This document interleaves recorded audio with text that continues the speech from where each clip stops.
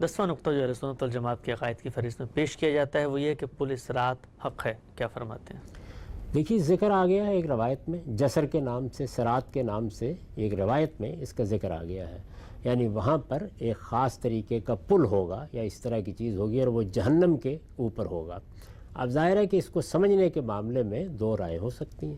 ایک آدمی یہ کہہ سکتا ہے کہ جس طرح باقی چیزیں بیان کی گئی ہیں جنت میں کہ وہاں پر پھل ہوں گے اور وہاں پر درخت ہوں گے اور وہاں پر باغات ہوں گے اور نہریں ہوں گی، جس طرح محشر کے بارے میں بہت سی چیزیں بیان کی گئی ہیں، لوگ اٹھیں گے، اس طرح قبروں سے نکل کر باہر آئیں گے، ان کے ہاتھوں میں ان کے اعمال نامے پکڑائے جائیں گے، ایسے ہی یہ بھی ہوگا۔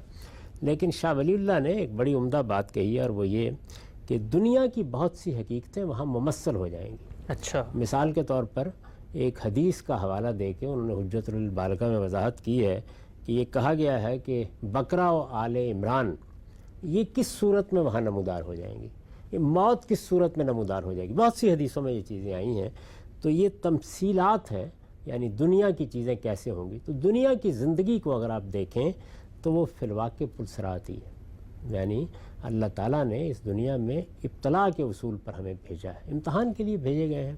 تو اس دنیا کی زندگی کی نوعیت کیا ہے؟ یہ حقیقت ہے کہ یہ بال سے زیادہ باریک بھی ہے اور یہ تلوار سے زیادہ تیز بھی ہے، اور یہ اصل میں جہنمی پر ڈالا ہوا پل ہے۔ ہاں، یعنی انسان گزر رہا ہوتا ہے، خواہشیں اس کو اپنی طرف کھینچتی ہیں، جذبات اپنی طرف کھینچتے ہیں، نفرتیں اپنی طرف کھینچتی ہیں، محبتیں اپنی طرف کھینچتی ہیں، مفادات اپنی طرف کھینچتے ہیں۔ یہ سب کی سب چیزیں وہی ہیں کہ جن کو اگر آدمی اس بات کا موقع دے دے کہ اسے جہاں چاہے لے جائیں تو جہنمی میں جائے گا، فوراً قدم پھسل جائے گا۔ تو اس میں قدم قدم اس طرح رکھنا پڑتا ہے کہ ہوشیار کے راہ برسر تیغست قدم راہ۔ تو میرے نزدیک اسی کو ممثل کر دیا جائے گا وہاں پہ، اور وہ ہمارے سامنے اس صورت میں آ جائے گی۔ تو اس میں ماننے میں کوئی معنی نہیں ہے، لیکن سمجھ لینا چاہیے کہ اصل میں دنیا کی زندگی کی تمثیل ہے۔ ٹھیک، اگر کوئی ہم سب اس پہ اصرار کرے نہیں، وہ تو ایک ٹینجیبل پل ہی ہے جو قیامت کے دن اللہ تعالیٰ وہاں پر بنائیں گے، اور کوئی شخص وہ تعویل پیش کرے جو مثال کے طور پہ آپ نے پیش کی کہ رسالت محمد صلی اللہ علیہ وسلم ایک تمثیلی اسلوب میں جنت جہنم کی تعبیرات کو بیان کر رہے ہیں، تو اب اس سے ایمان اور عقیدے میں کوئی فرق واقع نہیں ہوگا۔ اسی لیے میں نے بار بار عرض کیا کہ یہ سب چیزیں وہ ہیں کہ کسی روایت کو سمجھنے میں میرا ایک زاویہ نظر ہو سکتا ہے، آپ کا ایک دوسرا زاویہ نظر ہو سکتا ہے۔ اس کو اسی طرح سے اہل علم کے ہاں بیان بھی ہونا چاہیے، وہ اپنی اپنی رائے بیان کریں۔ ان کی بنیاد پر کسی کی تکفیر کرنا، تذلیل کرنا، یہ چیز ہے کہ جس کو ہمیں اپنے ہاں سے اب نکال دینا چاہیے۔ یعنی جس مقصد کے لیے آپ بھی ان سب چیزوں کو زیر بحث لائے ہیں، وہ کیا مقصد ہے؟ وہ یہی مقصد ہے کہ لوگ ان چیزوں سے اوپر اٹھیں۔ اس کا یہ مطلب نہیں ہے کہ ان چیزوں پر غور و خوض کرنا غلط ہے یا ان کو ماننا نہ ماننا اس میں کوئی خرابی ہے۔ میں قرآن مجید کی ایک آیت کی بنیاد پر، کسی حدیث کی بنیاد پر ایک چیز کو اپنے طریقے سے سمجھوں گا، آپ اپنے طریقے سے سمجھیں گے۔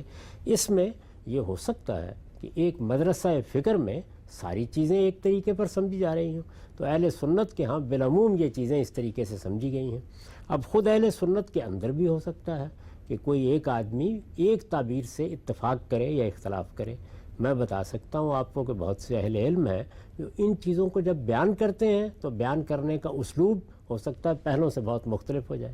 یعنی علامہ انور شاہ کاشمیری کے ہاں بعض چیزیں اس طریقے سے بیان ہوئی ہیں کہ وہ تعبیر آپ کو قدماء کے ہاں اس طریقے سے نہیں ملتی۔ تو یہ علم کی دنیا میں یہ چیزیں ایسے ہی آگے بڑھتی رہتی ہیں، ان پر گفتگو بھی ہوتی رہتی ہے، ان میں مختلف پہلو بھی سامنے آتے رہتے ہیں۔ ان کی بنیاد پر اصلاً اس امت میں کوئی تفریق نہیں ہونی۔